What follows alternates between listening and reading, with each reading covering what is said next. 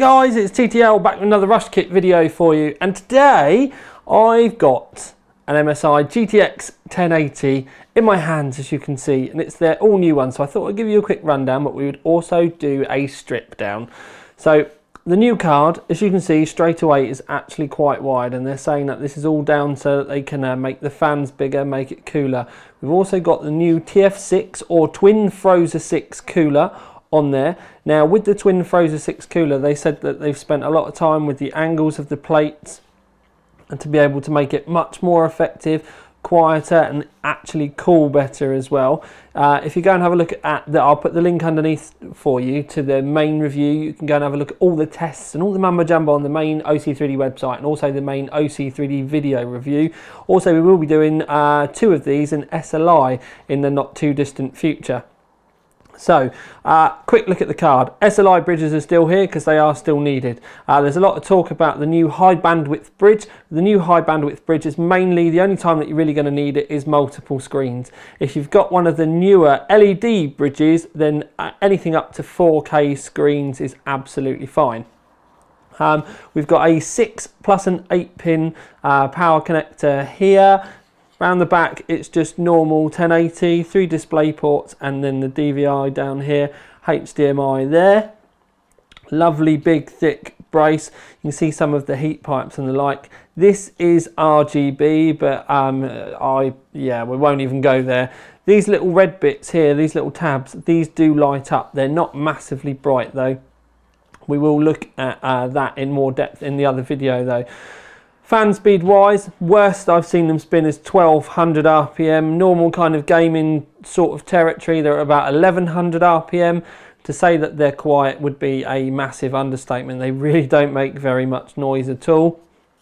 We can see a lot going on underneath the heatsink. Now MSI, in their paperwork, they said don't strip them. We've got this new thermal paste on them. We don't want you to change it. Basically, don't take them apart was what they were saying. So magically, bosh, I've already stripped it so that we can have a look. But when we go around the back, you've got the 4 main GPU screws, and then there's a lot of other screws around, and they all go through the card, and then you can get the back plate off. The back plate is plastic backed because obviously there's a lot of componentry around there, but we'll focus on the other side for now. And then on the this side, if we flip it round, we can see the back of the cooler. Now we've got some heat pipes, and in the past we would have had direct contact and all that sort of stuff, but they've actually got this plate over the top now which covers all of the heat pipes and a little bit beside. You do get a little bit of contact with the top of the capacitors, but that's all you get. Other than that, it's all down to the actual cooling going over the rest of the card. So you've got no dodgy cutouts or anything. One thing I would say is that I regard the Twin Frozer 5 cooler that they put on the 390X literally the best graphics card cooler I've ever had the pleasure of testing.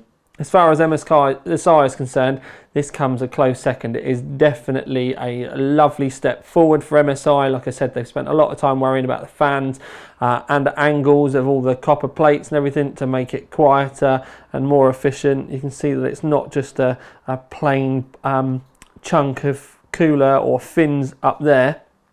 When we get down to this section, essentially we have this lovely bracket here, and it is a brace that helps keep the card straight, but at the same time it is cooling for all your memory underneath. Now I have seen some other 1080s from different vendors where there's been like bits missing and not all the memory was covered or only half chips. This is a proper job, and it is actually a really sturdy bit of kit. It's a good 2, maybe 2.5 millimeters thick, and it is, you know what I mean, it's got some serious girth to that. And during testing in the rig, it kept things all lovely and flat as well. What we do have over here as well is we have another, and this is where all the MOSFETs and everything are, plate.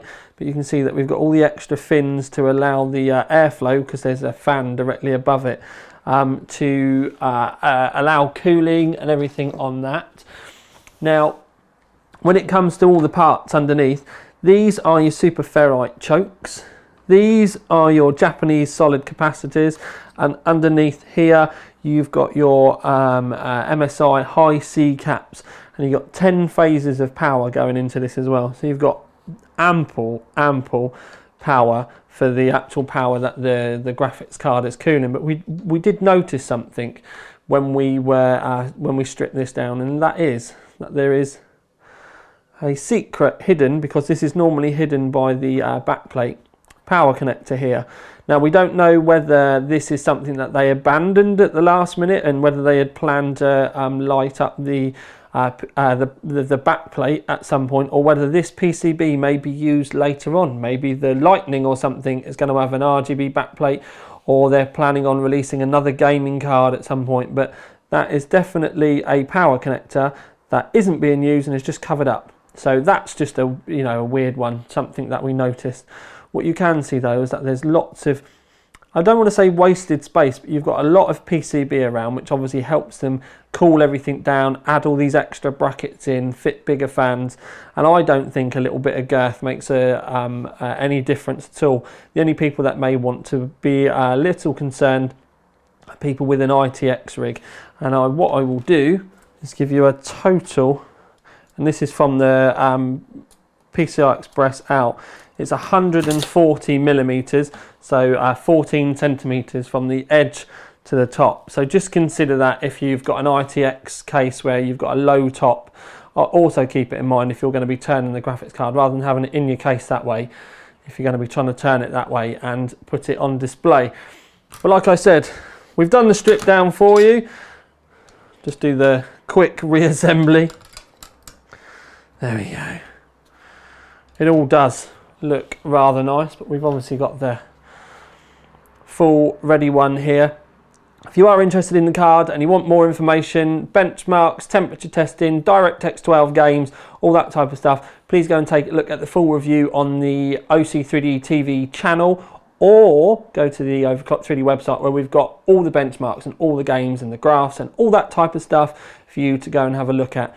And before we pass out, price, if you are going to try and pre-order it now, is £629.